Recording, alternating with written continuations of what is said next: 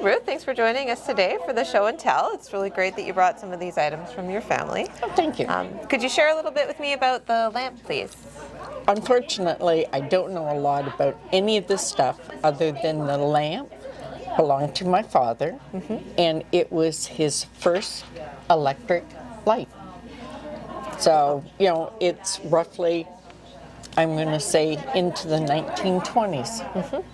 So, and that was all he ever said about it, because he wasn't one to brag. So, See, it still has the cord. yes. The full cord. Don't know that we would want to plug it in to see if it works anymore or not. We might make a mess I'd if be we a did little that. leery of it, but who knows? So yeah, so it's been sitting at my house for many a year.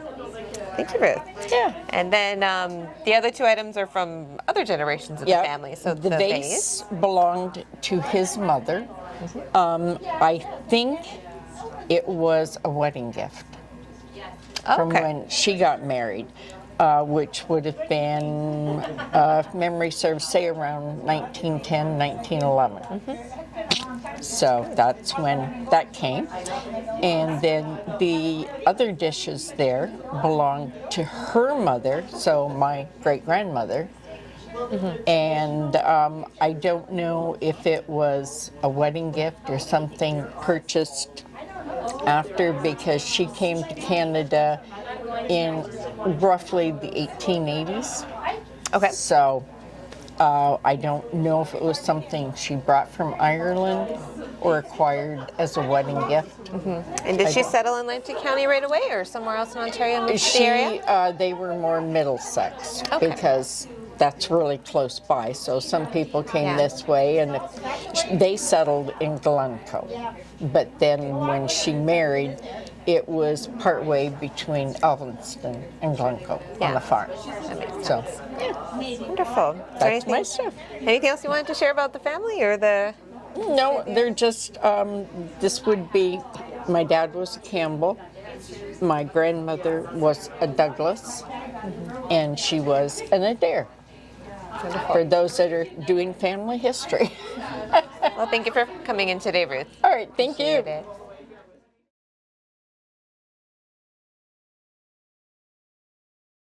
it. So tell us a little bit about what you brought today.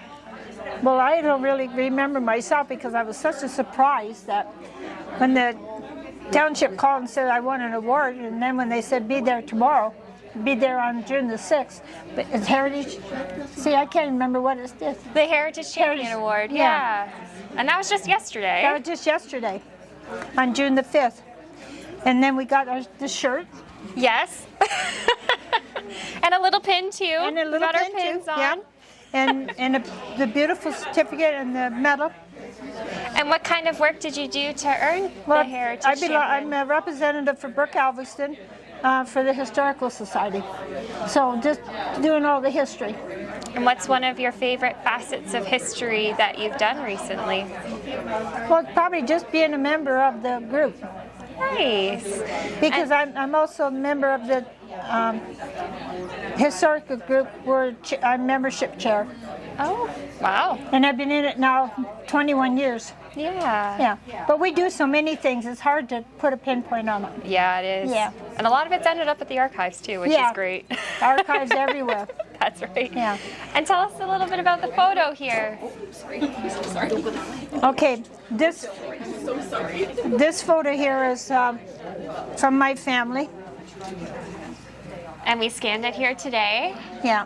So who's all in the photo? Okay, this is myself, Marjorie Cumming. Yep. And our daughter, Margaret Cumming. Daughter, Elizabeth Cumming. Son, Fred Cumming. And Dave Cumming. And if we hadn't had the son, the line would have been done. Yeah. And I love the little texture. There's a lot of texture on the back of this photo. Well, this is an old picture. That is really, really But neat. I don't know. I've done so many things with the Historical Society. We've been so many places and interesting spots. And when you have tours and different stuff. Yeah. And I yak to everybody about stuff too. Well, between that and Optimus, there's my two main things. Well, history is really exciting, Yeah. and I love talking about history too. Well, I got a lot of stuff on Optimus too, so that'll be my next book. Would be a history on it. Here in Alvinston Yeah. area? Because Okay. I became the first lady president of the group in Optimus, and then Yeah. I became the first lieutenant governor, and then first lady president of Distinguished for Optimus. Oh my goodness. And then, so I'm quite honored with Optimus and the Historical Society. Oh my goodness. Yeah. That's wonderful, Marjorie. Well, especially when you've never had a whole grade 10 education either. Not like you young people today with all this high college stuff. Well, if there's a passion, though, you just got to go for it, Well, right? I've always been a passion for photos and keeping old things. And it's certainly appreciated. Well, I probably find some more stuff at home when I get more, going through some more things. you know where to bring But it. I'll bring it to the archives. Well, I have brought a couple things over to the archives. Yes, you have. Yeah. And that's why I said to my sister, she wanted me to bring it. I said, well, what? She wouldn't let me carry that, but she wants to know what it is, so. Yeah, Because she knew I'd get around to it somewhere. that's right. So she brought it today, so that's good. Well, thank you so much for bringing everything in today, Okay. Marjorie. This has been wonderful. Well, it's been wonderful working with all you girls and young men and everything, too. Yeah. Yeah. I even got to meet the young fellow from Independent. Oh, yeah. Yeah. Yeah, it's been... Him and I had a nice chat, too. Oh, good. Yeah. I'm So- glad. Thank you, Marjorie. Well, thank you.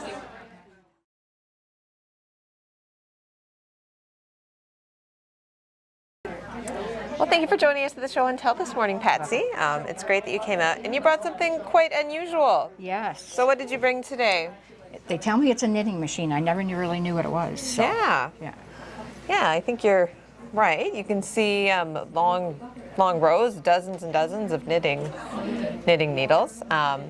We did find out that it has this handle. Yeah, So this yeah. handle had been separate in a different part of the case. We can use the handle to shift that section up and down. Yeah. There's a couple neat gauges as well. Yes. That might adjust kind of the whether you have tighter or looser stitches Yeah. as you're working with the machine. How did you come to have this? We found it in my husband's aunt's attic. And that's like 33 years ago. And was that here in Alvinston? No, it was in Bothwell. Okay. Yeah. Because we figured it originally came like from the Euphemia Township. Yeah. Yeah, that's where Yeah. the Heightons lived, and they were Heightons to begin with, and like Nesbitt and then Heighton, right? Yeah. Yeah.